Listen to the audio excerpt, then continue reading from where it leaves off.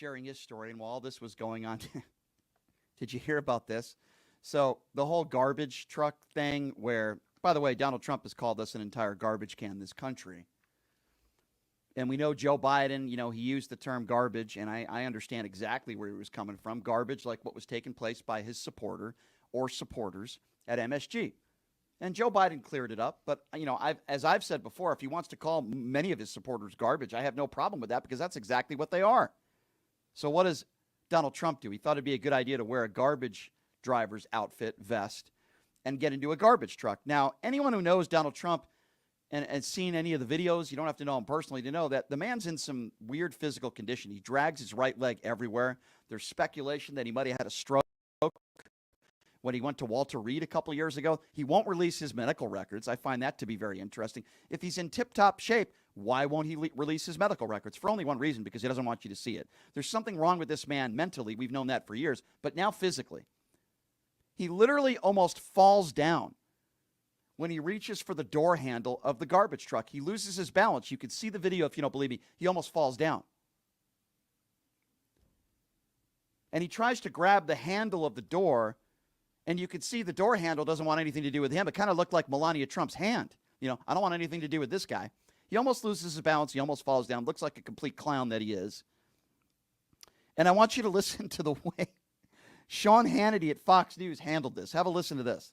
Ends treasure. And today in Wisconsin, take a look at that. This may go down as an iconic, epic moment that we will remember for a long time. Yeah, very iconic. We're going to remember this for, I agree. I can't believe I'm saying this. Very iconic. We are going to remember this for a long time. It might be one of the last images we see of Donald Trump before he drives off into the MAGA bigot sunset. The man couldn't even get into a garbage truck. He almost fell on his ass, looking ridiculous. And did you see him speak afterwards, looking like a clown? Did you see all the makeup he had on his face? The man looks like a clown because he is a clown.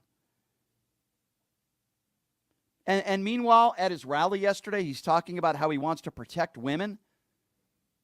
He says he's going to do it whether the women like it or not.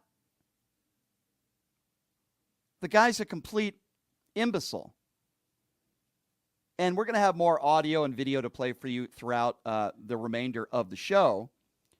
We're going to have Donald Trump talking to the women in this country. We're going to talk about that a little bit later on in the program. We're going to talk a little bit about Donald Trump bragging about his rally at Madison Square Garden. We're going to talk about Donald Trump yesterday saying that Kamala Harris made a speech in front of a paid audience. You can't make this stuff up. Calling her, again, low IQ, running a campaign on hate, which is mesmerizing to me because Kamala Harris is doing the opposite of that. She has shown restraint, while Donald Trump at his rallies has done nothing but spread bigotry and hatred.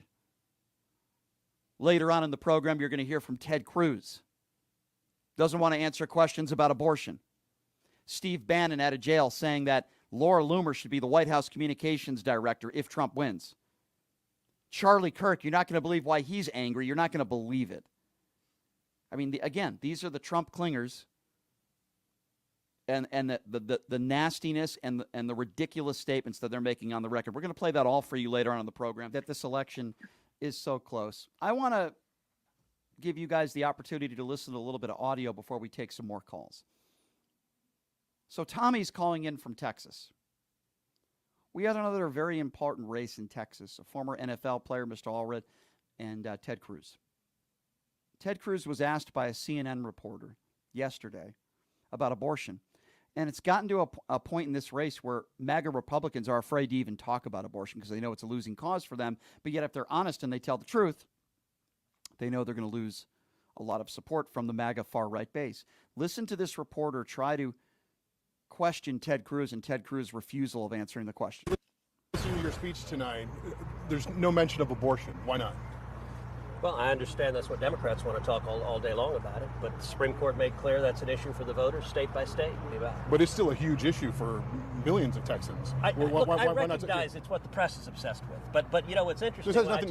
No. Let's not do that. This has nothing to do with what the press is obsessed about. There are voters that are obsessed with that. Well, I recognize it's what the press is obsessed with, and I recognize voters. Okay, are I know that the press thinks that voters are what they're obsessed with.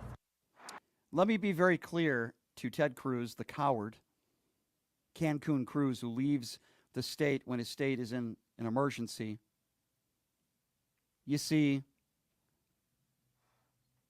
most polls across the country, the number 2 issue is abortion.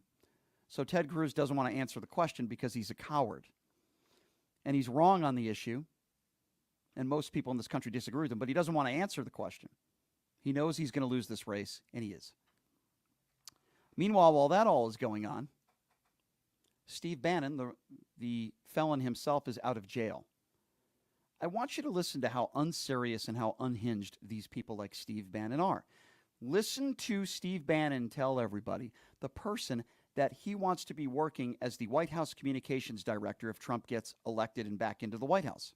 You've got the left and mainstream media in total meltdown. Lara Loomer's going to go as comms director of the White House. Lara Loomer's going to go as senior counselor to Trump.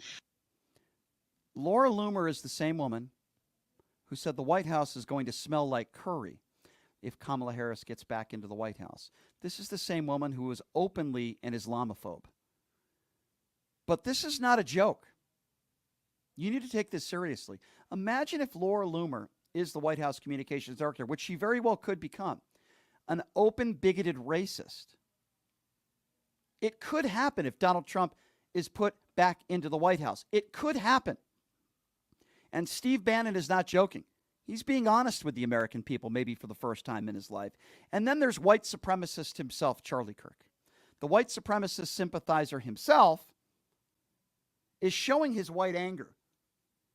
But listen to why he's angry, because he's angry at the possibility that some women might actually vote differently than their husbands. And it makes him very angry because according to Charlie Kirk, if a man is bringing home the dough,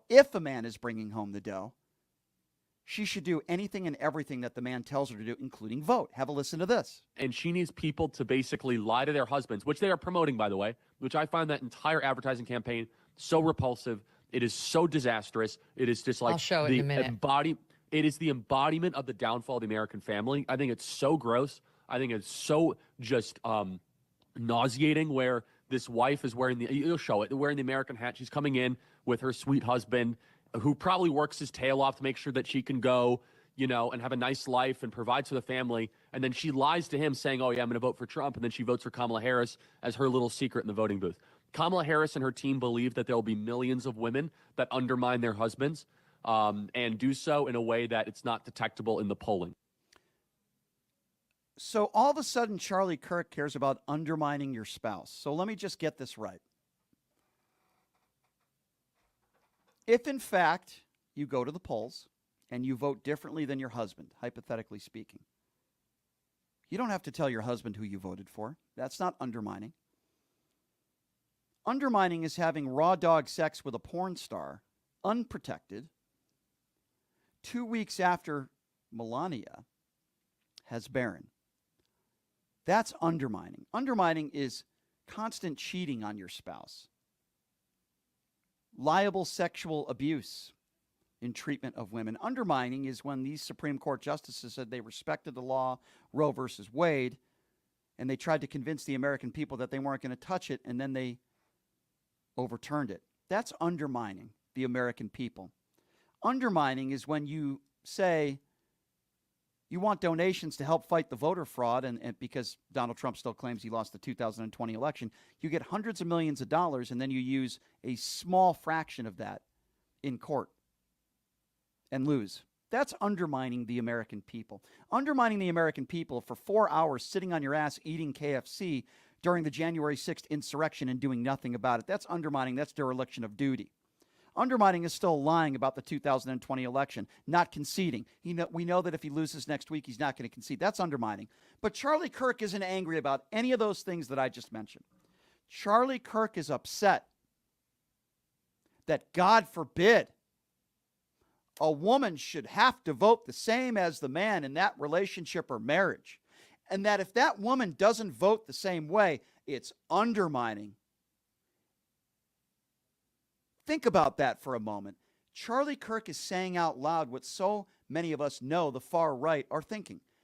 Some on the far right don't even believe that women should be voting. It should only be the man in the household. You want to talk about blatant misogyny. Charlie Kirk believes that not only the woman in the relationship or the marriage should have to tell her husband who she voted for, but sometimes a woman will lie to her husband, I'm sure in some cases, because doesn't want to get into an argument, doesn't want her husband to be upset, which I think is understandable, right? But somehow to Charlie Kirk, that's undermining. And it harms the nuclear family. Can you imagine being married to this son of a bitch? Can you imagine to be married to Charlie Kirk and what he thinks about women, and so many in the Republican Party think about women? Some of them don't think women should vote. Just the man in the household. And Charlie Kirk is saying out loud what we already knew about him, that he's a bigot and he's a misogynist pig, and that somehow if a woman votes differently than a man, somehow that's undermining the family, it's undermining a relationship, it's undermining and it's hurting the nuclear family. Yes, that's who Charlie Kirk is.